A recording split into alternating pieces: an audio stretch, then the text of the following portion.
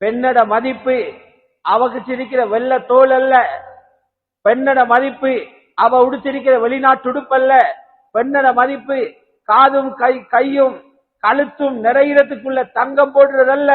பெண்ணுடைய மதிப்பு 4 லட்சம் சம்பளம் வாங்குறதல்ல. பெண்ணுடைய மதிப்பு மீடியாவில பேச்சு வெக்கம் இல்லாம பேசுறதல்ல. பெண்ணுடைய மதிப்பு ஆண்களோட மோதிக்கொண்டு போறதல்ல. ரசூலுல்லாஹ் காட்டினாங்க, ஒரு பெண் ஆக சிறந்தவளாக எப்ப தெரியுமா? வெக்கம் கூடினவாக இருந்தா.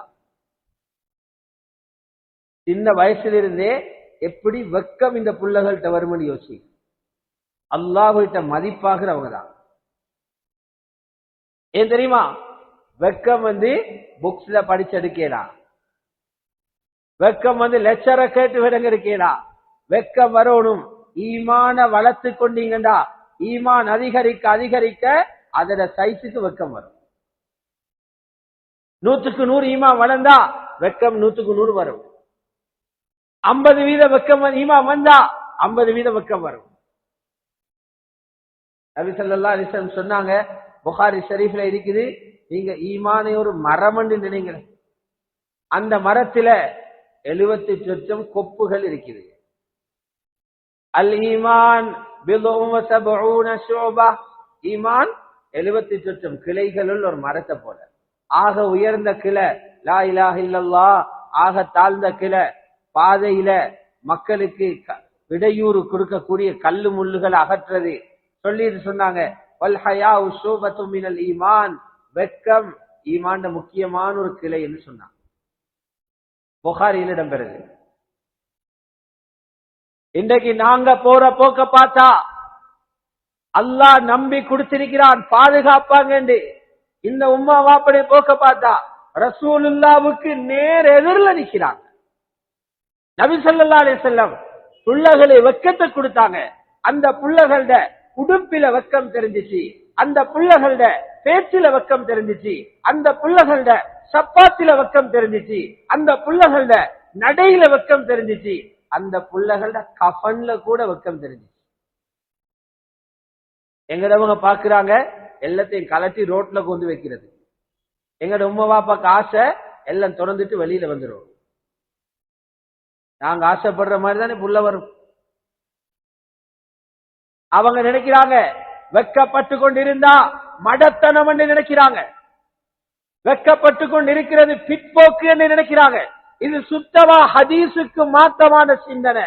ரசூலுல்லாஹ் தெளிவாக சொன்னாங்க, அல் ஹயாஉ லா யஅதி இல்லா பிகைர், வெக்கம் நல்லது தான் கொண்டு வரும்.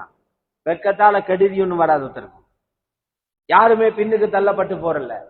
புகாரியில இருக்குது, ஒரு சஹாபி அவரோட தம்பிக்கு புத்தி சொல்றாரு, நீ இந்த மாதிரி வெக்கப்பட்டு கொண்டு பின்னுக்காய் கொண்டிருக்காதே, முன்னுக்கு இறங்கு என்று சொல்றாரு.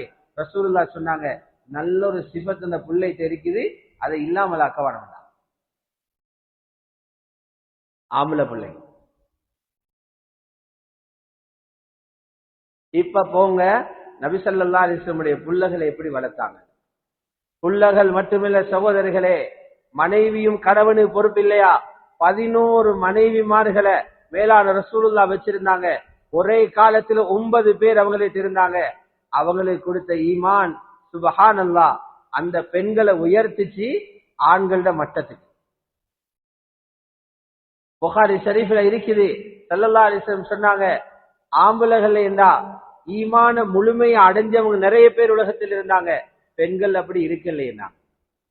கமுல மினர் ரிஜாலி கஸீரூன், ஆண்கள்ல காமிலானவங்க முழுமை அடைஞ்சவங்க நிறைய பேர் இருந்தாங்க. ஆனா பெண்கள்ல 4 பேர் தான் அந்த ஜமான்ல இருந்தாங்களாம். அந்த காலம் வரைக்கும் ஒன்று ஈசா அலைஹிஸ்ஸலாத்தோட உம்மா ஹஜ்ரத் மரியம், 2வது பார்த்தா 3 பேரும் ரசூலுல்லாவுடைய தர்பியாவில் இருந்தவங்க. எனது மனைவி ஹதீஜா, என் மனைவி ஆயிஷா, என் மகள் ஹஜ்ரத் ஃபாத்திமா. ஈமான்ல காமிலான நிலை அடைஞ்சிட்டாங்க. வெற்றி பெற்ற ஒரு தகப்பன் ஹஜ்ரத் ரசூலுல்லாஹ். அல்லாஹ்வுடைய நல்லடியார்களே, தாய்மார்களே, சகோதரிகளே, ரசூலுல்லாஹ்வுடைய புள்ளகள சரித்திரத்தை எடுத்து படிச்சு பார்த்தா, வாசிச்சு பார்த்தா, அந்த பிள்ளைகளோட தலைமைத்துவத்தின் கீழதானா எங்கட பெண்களும் நிக்க போறாங்க. இவங்க கியாமத்தில் எழும்பி அந்த பெண்களோட மூஞ்சை எப்படி பார்க்க போறாங்கன்னு எங்களுக்கு பயமாயிடுச்சு. ஹஜ்ரத் ஃபாத்திமா ரலியல்லாஹு அன்ஹா மௌத்தாகிற நேரம் 32 வயசு. தாரீகுடைய சில கிதாபுகள் இருக்குது 29 வயசு. 29 30 ஒரு வயசு உண்டாது. ஜம்பவான் போல போக வேண்டிய ஆள் இல்லையா? சீரத்துல எழுதுறாங்க, ரோட்ல போவாங்களாம் பர்தா போட்டு 70 வயசு கிளவி ஒன்று போற மாதிரி போவாங்களாம். கால் கையில முடம் வந்ததுக்கல்ல, உடம்பில பலம் இல்லாமல் அல்ல, நான் ஒரு வீராங்கனை போல நடந்தா எத்தனையோ ஆண்கள பார்வை என் நடையில வந்துடும், பார்வையில பார்த்துருவாங்க, வித்தியாசமான சிந்தனைகள் பேய்த்திரும். ஏந்த நட பல ஆண்களை பாவத்தில போட்டுடும். சுவர்க்கத்து தலைவி நடக்கிறா, 28 29 வயசு பொம்புல 70 வயசு கிளவிய போல நடக்கிறா. நடையில தெரிஞ்சிச்சு வெக்கம், நடையில தெரிஞ்சிச்சு. இன்னைக்கு நாங்க என்ன விரும்புவோம்? 60 வயசு கிளவியும் என்னவா ஆடி ஆடி போறீங்க, 15 வயசு புள்ள மாதிரி போங்களேன்னு எங்கட மாப்பிள்ளமா அனுப்பிடுவாங்க. வெக்கம் எங்க பேத்திக்கன்னு பாருங்க. இன்னைக்கு எங்களை சந்தோஷம், எங்கட வயது வந்த பிள்ளைகள் மக்களிட முன்னால் அதுக்கு போவர்ட் என்று பேர் வச்சுக்கிறாங்க. போவர்டா எல்லாத்துக்கும் முன்னுக்காகணுமா?